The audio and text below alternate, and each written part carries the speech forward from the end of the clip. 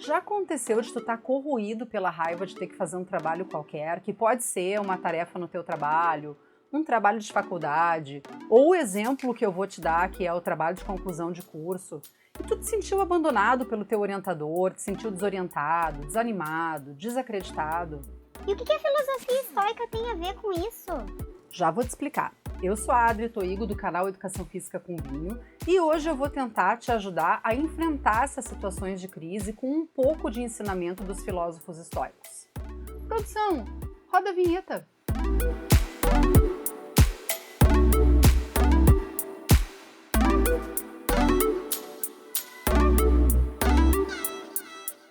O estoicismo é uma escola de filosofia helenística fundada na Grécia, em Atenas, por Zenão de Cítio, no início do século III a.C. Os estoicos ensinaram que as emoções destrutivas resultavam de erros de julgamento da relação ativa entre o determinismo cósmico e liberdade humana e a crença de que é virtuoso manter uma vontade que está de acordo com a natureza. Então, para eles, para viver uma vida boa, é preciso entender as regras da natureza. Também é dos estoicos a ideia de que uma pessoa feliz não é o que ela diz, e sim como ela se comporta. Mais tarde, os filósofos estoicos como Sêneca, Epicteto e o imperador romano Marco Aurélio enfatizaram que, já que a virtude é suficiente para a felicidade, então um sábio é imune ao infortúnio. E talvez por isso que a gente ouve dizer que os estoicos são meio casca-grossa, porque eles não estão nem aí para o sofrimento, ou então que eles são capazes de ficar indiferentes até mesmo em relação ao que acontece de ruim para eles próprios. Ou falando de um outro jeito mais fácil de entender, estoico não se abala, aguenta tudo no osso do peito e vida que segue. Mas será que é assim mesmo? Ou essa é uma visão meio distorcida dessa filosofia? Vamos entender. Um dos princípios do estoicismo é viver de acordo com a natureza e, nesse caso, o mundo é encarado como um grande sistema composto de relações causais necessárias, ou seja, tudo tem uma ordem necessária para acontecer, de forma que as coisas fluem para uma harmonia maior. Como diz o professor Clóvis de Barros Filho, o sapo sapeia, o mar mareia, o vento venta e assim por diante. Nada de o sapo querer ventar ou do mar querer sapear, cada um faz o seu e tudo segue a ordem natural. Nesse sentido, cabe a nós perceber isso e nos alinharmos com essa harmonia universal. Para os estoicos, é possível ser feliz em harmonia com o mundo. Mas como é que fica quando a gente lembra do trabalho de conclusão, do abandono do orientador, da sensação de impotência, incapacidade, do medo de não dar conta de tudo isso sozinho? Isso existe e é verdade. Para lidar com tudo isso, os estoicos recomendam um uso da providência, que para eles é a própria ordem necessária, objetiva da natureza, e entender que não tem nada que a gente possa fazer para mudar essa ordem natural das coisas. Ou seja, o cara lá, o teu orientador, não te responde, não te ajuda e tu fica cada vez mais ansioso, preocupado, indignado, e sei eu que outros sentimentos a gente encaixaria nessa situação. E faz o que então, Adri? O meu orientador é exatamente assim. Tu já deixou o like, Pimpolha? Esqueci. Não faz isso não, porque se tu irritar o deus grego Dionísio, ele pode cortar o nosso vinho. Agora eu vou explicar o que fazer. De acordo com os estoicos, a gente deveria distinguir muito bem o que está no nosso controle daquilo que não está no nosso controle. E eles chamam isso de sabedoria. O que não está no nosso controle, que tem a ver com a ordem da natureza, são muitas vezes as coisas ruins que nos acontecem, mas que são fatores externos a nós e que a gente simplesmente não pode mudar. Vamos lá! O que poderia estar no teu controle talvez fosse a escolha do teu orientador, mas depois de escolhido, a agenda dele, por exemplo, essa não está no teu controle. O interesse dele em te ajudar no teu trabalho também não está no teu controle. Só que muita gente fica ruminando ou reclamando desses aspectos que não podem ser mudados. Não vai do nada abrir um espaço na agenda do cara. Não vai vir uma fada madrinha com uma varinha de condão, tocar na testa dele e ele virar o cara mais atencioso do mundo. Ou seja, a gente perde um tempão se preocupando com aquilo que não está no nosso controle, enquanto podia estar resolvendo aquilo que a gente pode efetivamente controlar. Nesse nosso exemplo, o que está no nosso controle é a nossa interioridade. E o que não está no nosso controle é tudo aquilo que é externo a nós.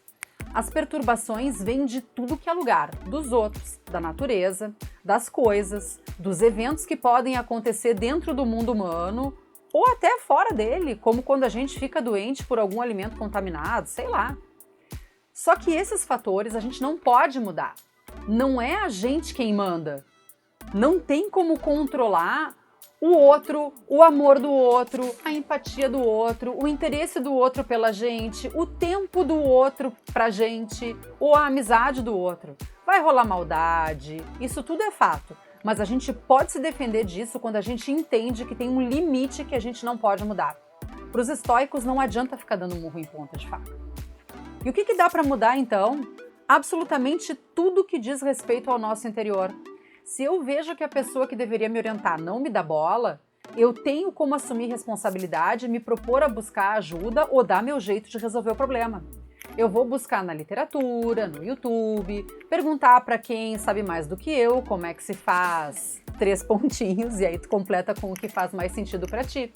Por exemplo, como se faz uma revisão de literatura, como se busca um artigo numa base, como se organizam os resultados de sei lá eu o que, uma análise estatística, qual é o tipo de estudo que eu vou usar. A maioria das informações que a gente precisa para fazer qualquer coisa que já exista no mundo está disponível, só que dá trabalho procurar e dá conta de aprender sozinho. Mas até isso para os estoicos é uma escolha. Eu posso me munir da minha preguiça e colocar a responsabilidade no externo, passando a vida inteira reclamando e sofrendo da síndrome de Homer Simpson. A culpa é minha e eu ponho em quem eu quiser. Ou eu entro para dentro de mim e vou buscar a melhor solução que esteja ao meu alcance para resolver o que precisa ser resolvido. Para os estoicos, de novo, isso é sabedoria. Que é esse trabalho interior, ou seja, o que a gente vai fazer com o que pode efetivamente ser modificado por nós. Isso implica no exercício das virtudes que os estoicos chamam de virtudes cardeais, que são a sabedoria, a justiça, a temperança e a coragem. A sabedoria é aquilo que a gente tem que se dedicar cotidianamente estudando e integrando com as nossas experiências de vida. Seria muito melhor se o teu orientador te ajudasse, mas se ele não te ajuda, vamos lá. Tu tá terminando uma etapa da tua escolarização, seja a graduação, a especialização, o mestrado, o doutorado, não importa. Tu já percorreu uma trajetória acadêmica, mesmo que seja a graduação, e quando tu entrou, estava claro que um dia para sair, tu ia ter que passar por essa etapa. Cabe a ti a maior parcela de responsabilidade por saber como fazer o teu trabalho de conclusão, porque em tese, logo tu vai ter uma titulação que te habilita a trabalhar.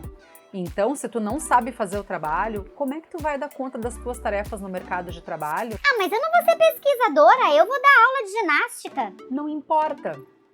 Era parte da ordem natural do teu curso que tu escolheu. Tu sabia que ia ter que passar por essa etapa, entende?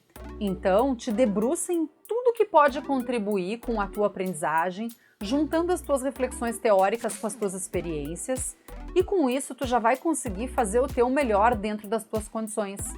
Lembra, é uma escolha tua. A segunda virtude é a justiça, que é o exercício de uma vida adequada e equilibrada, justa, na relação consigo mesmo e com as outras pessoas.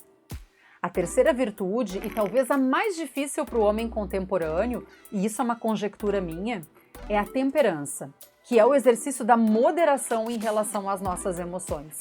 Aliás, não adianta tentar controlar as nossas emoções, porque isso está numa área do nosso cérebro que a gente simplesmente não tem controle e é bem primitiva.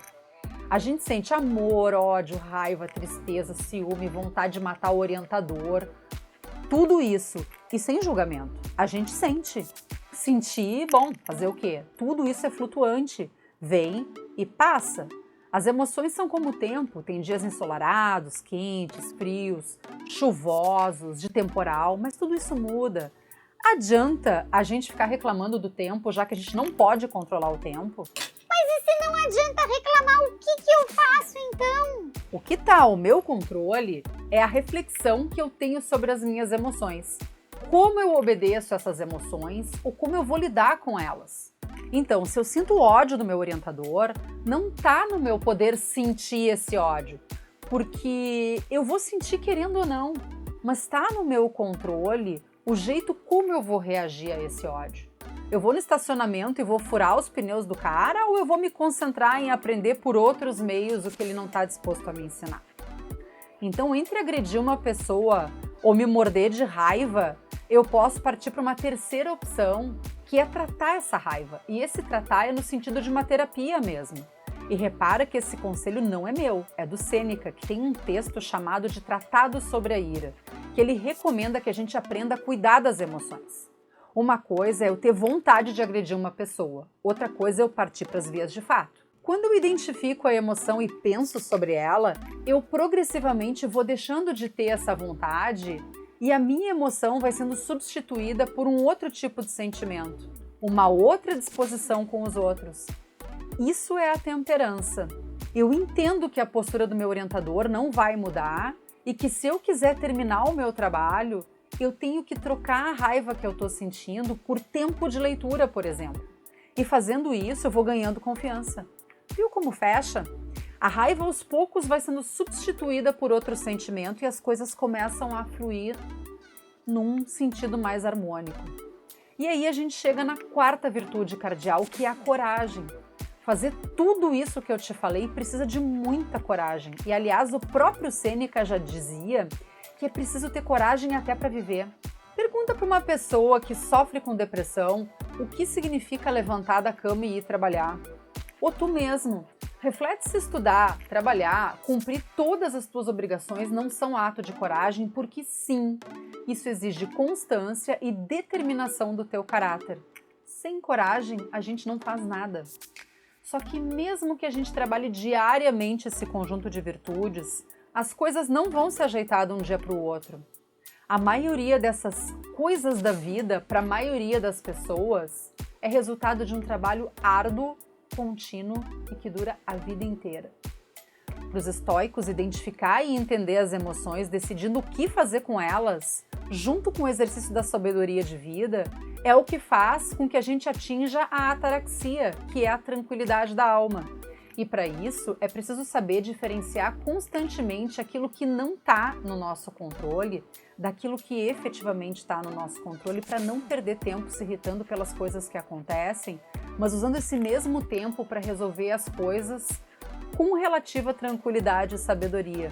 E aí, de acordo com os estoicos, é que a gente chega na felicidade. Se esse vídeo te tocou de alguma forma, compartilha com alguém que está precisando de um pouco de conforto num momento de trabalho complicado, porque aqui no canal a gente não só ajuda do ponto de vista técnico-metodológico, mas a gente procura sempre que possível te ajudar a controlar o estresse, de construir e conduzir um trabalho acadêmico. Para não perder outros vídeos como esse, te inscreve no canal, assina o sininho de notificação e não deixa de conhecer o nosso trabalho no Instagram, aqui no @efcomvinho. E se tu precisar de uma ajuda mais personalizada, pode marcar uma mentoria nesse e-mail que está aqui na tela. Hoje eu vou ficando por aqui. Um beijo da bruxa e até a próxima!